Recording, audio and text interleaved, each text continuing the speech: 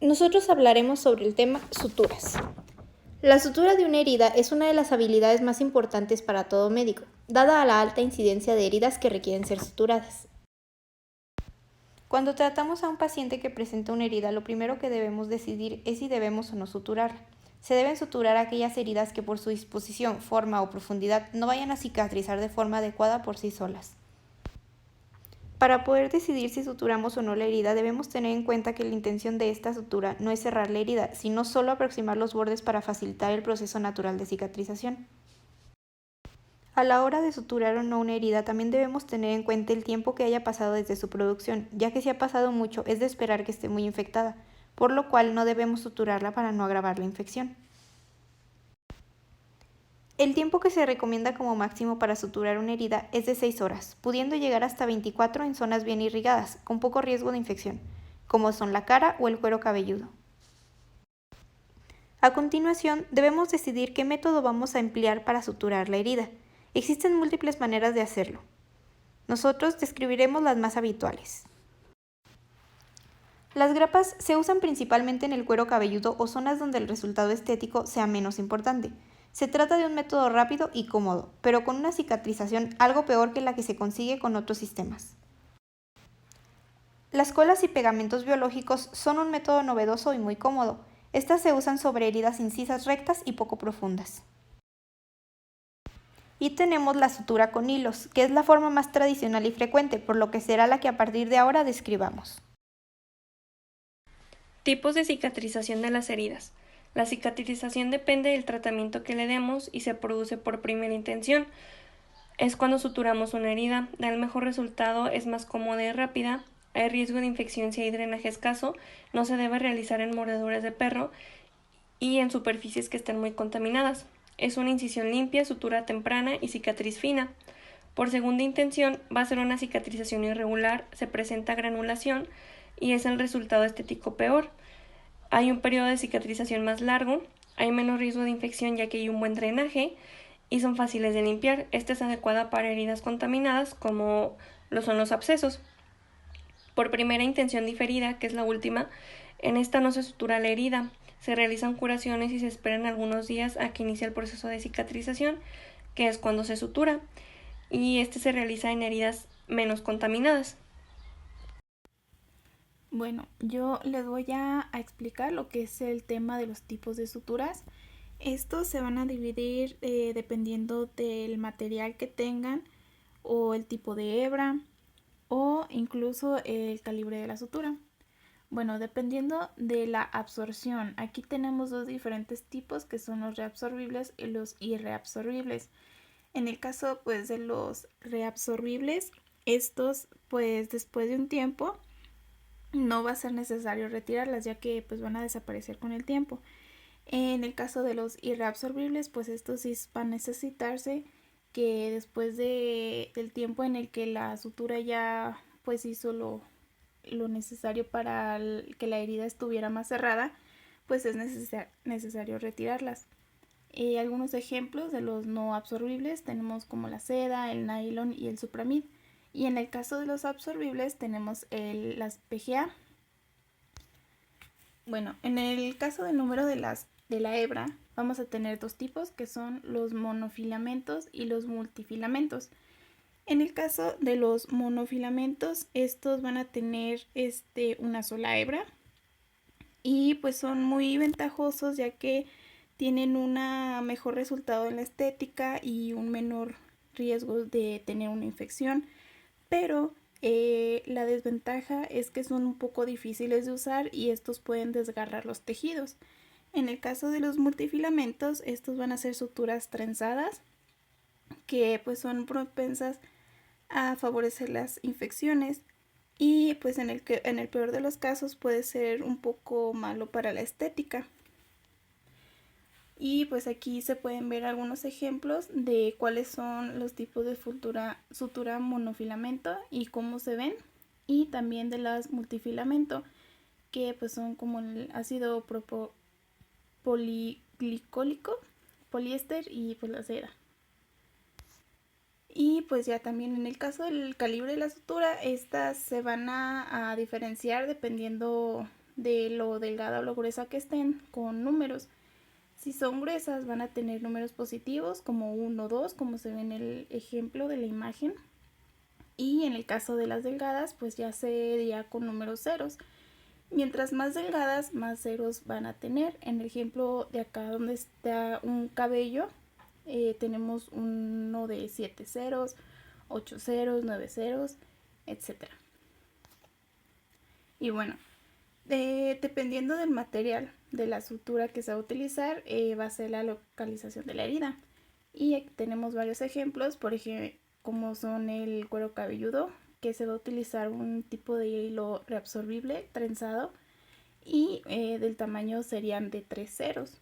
En la cara, pues irreabsorbible, monofilamento y de 5 ceros y así sucesivamente.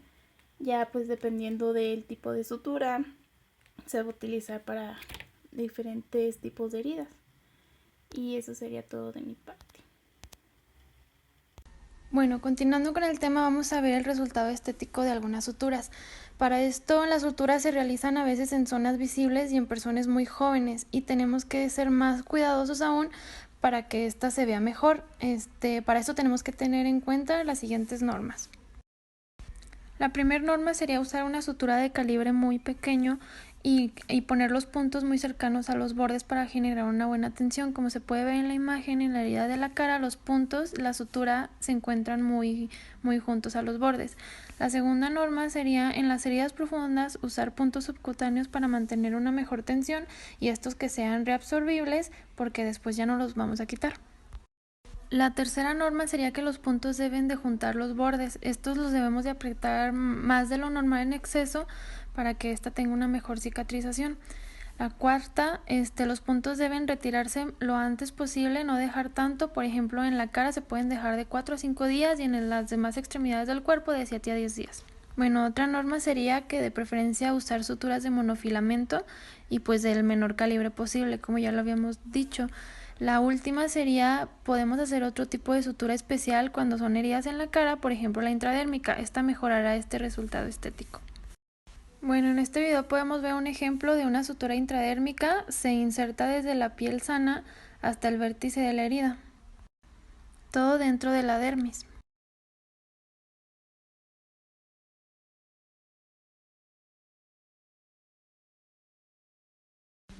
Bueno, después comenzamos a insertar el primer punto a través de la dermis.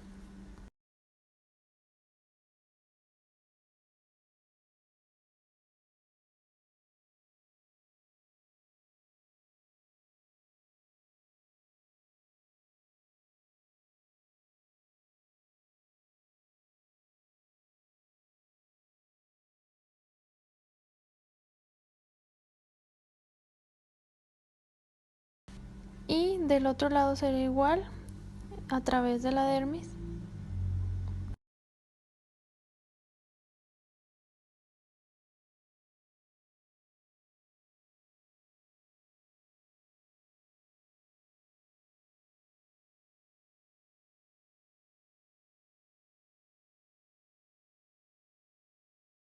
Y ya al final de hacer todos los puntos, estiramos las dos extremidades hasta que quede bien, generando la tensión adecuada. Estamos hablando sobre la técnica de sutura. Los materiales que necesitaremos serán los siguientes. Unos guantes deben ser unos estériles y otros no estériles.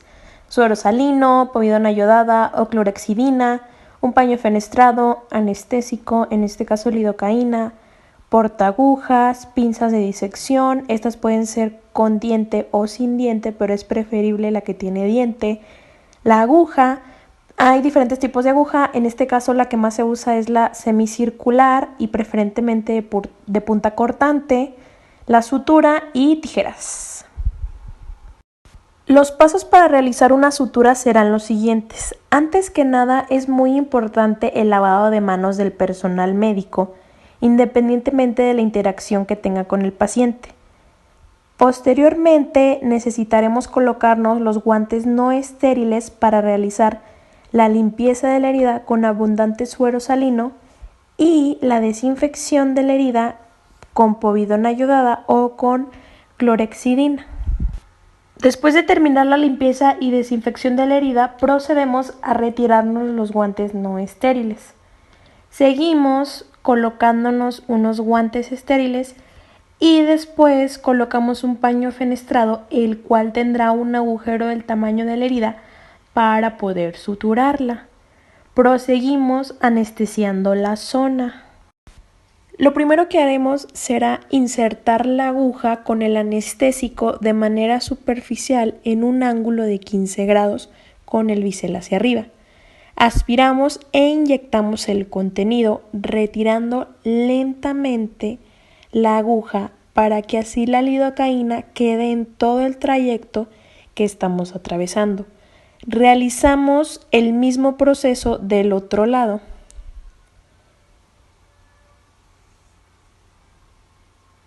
Al igual que en la parte superior de la incisión, para que se encuentre bloqueada toda el área que vamos a manipular. Una vez anestesiada la zona, ahora sí comenzaremos la sutura. Tenemos dos formas de tomar el portaagujas. La primera es que colocaremos el dedo índice en la parte superior del mismo y el dedo medio y anular en la anilla inferior, mientras que la eminencia tenar en la anilla superior. Vamos a realizar presión hacia abajo con el anular y meñique y hacia arriba con la eminencia tenar. Así vamos a poder desasegurar y manipular fácilmente. La segunda es que colocaremos el anular en la anilla inferior y el pulgar en la anilla superior. Esta es un poco complicada ya que va a limitar los movimientos de pronosupinación, pero también se utiliza. Para tomar la pinza de disección, la agarraremos como si fuera un lápiz y esta debe de estar a la misma altura que el portaagujas para así ayudarnos al momento de suturar. Es importante que la aguja esté colocada correctamente en el portaagujas y por ningún motivo debemos ponerle en medio, ya que así perderemos longitud y el movimiento de muñequeo al querer realizar el paso de la sutura sobre el borde de la herida, pues se vería limitado. Es recomendable entonces que la aguja se tome con la parte más distal del bocado, como se ve a continuación. Una vez colocada correctamente, comenzaremos desde el borde distal sin cerrar las pinzas de disección con dientes. Vamos a adentrar en un ángulo de 90 grados la aguja curva para así favorecer el movimiento de muñequeo.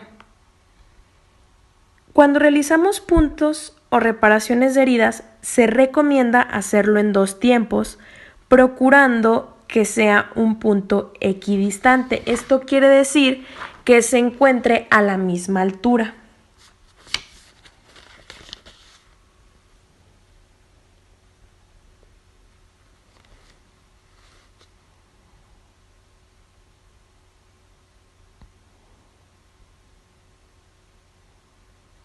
Ahora sí traccionamos la sutura dejando aproximadamente 3 centímetros para poder anudar sin problema. Vamos a colocar el portaagujas entre los 2 cabos de sutura, dando 2 vueltas para realizar el primer nudo. Tomamos la porción distal y bajamos con la presión suficiente para poder unir los pliegues de la herida.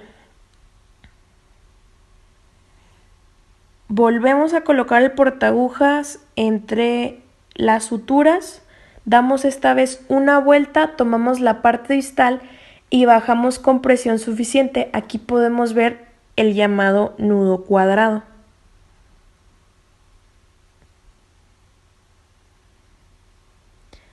Finalmente, dejamos el nudo a un costado y no sobre la herida y damos una vuelta más tomando el extremo que está libre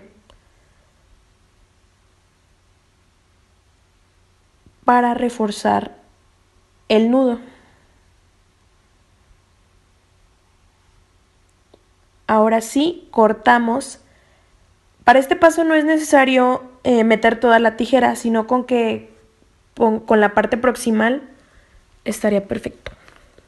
y ya.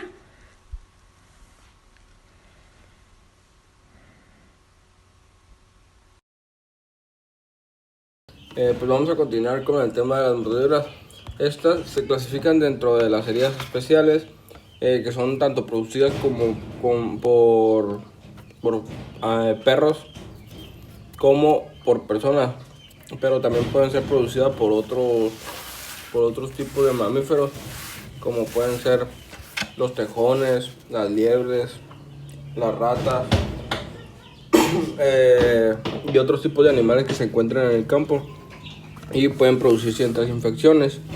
Pues estas heridas no suelen suturarse, más bien se recurre a una segunda intención, es decir, que la herida cicatrice por sí sola, pero sí puede ser posible aproximar los tejidos para que facilite la cicatrización de la herida. Independientemente de la curación o la atención inicial, es importante saber cuándo dar profilaxis o tratamiento para la probable infección. Esto se debe a que de entrada estas son consideradas infectantes por venir de otro mamífero que puede contener ciertas infecciones, y es importante saber cuándo aplicar profilaxis. Las indicaciones: estas heridas deben limpiarse muy bien, incluso cepillar la herida, ya que las infecciones son muy frecuentes. Se debe lavar la región afectada con solución antiséptica o jabón o agua a chorro durante 10 minutos. Se debe frotar con firmeza, pero con cuidado de no producir traumatismos en los tejidos, eliminando los residuos para la atención de la mucosa ocular, nasal, bucal, anal o genital. Se debe lavar por instalación profusa con solución fisiológica durante 5 minutos. En caso de que la herida decidamos aproximar los bordes, porque no es suturar, es solo aproximar los bordes para facilitar la cicatrización. Esto por lo regular se indica en mordidas en áreas que se ven, por ejemplo, la cara.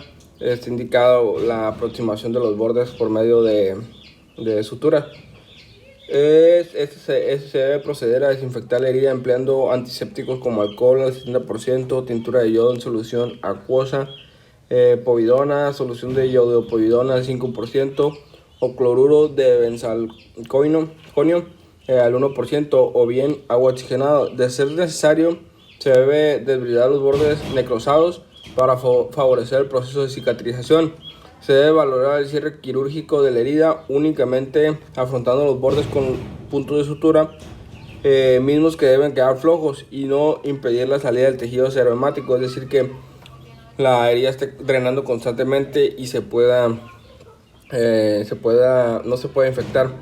En caso de grandes heridas, debemos evaluar si es necesario referir al paciente para atención especializada ante la posibilidad de defectos estéticos o funcionales. Es decir, debemos de valorar la oportunidad de mandarlo a un segundo nivel, referirlo a un segundo nivel o un tercer nivel, en donde pues es atención especializada. Antes de realizar el cierre quirúrgico de la herida, debemos evaluar también si es necesario aplicar inmunoglobulina antirrábica humana. En caso de ser afirmativo, se infiltrará en la herida previo a este procedimiento. Por último, se secará y se cubrirá con gases estériles. Y esto es todo de la mordedura. Vacunación. Siempre que se atienda a un paciente con una herida de mordedura, se debe preguntar si éste está vacunado. La vacunación frente al tétanos es completada cuando se han administrado 3 dosis. Se administra un refuerzo o recuerdo cada 10 años. Actualmente, la última dosis se administra a los 14 años, por lo que el refuerzo es a los 24. Si el paciente no está vacunado o no lo recuerda y la herida es poco tetanígena, o sea que esté limpia, procederemos a administrar el texoide.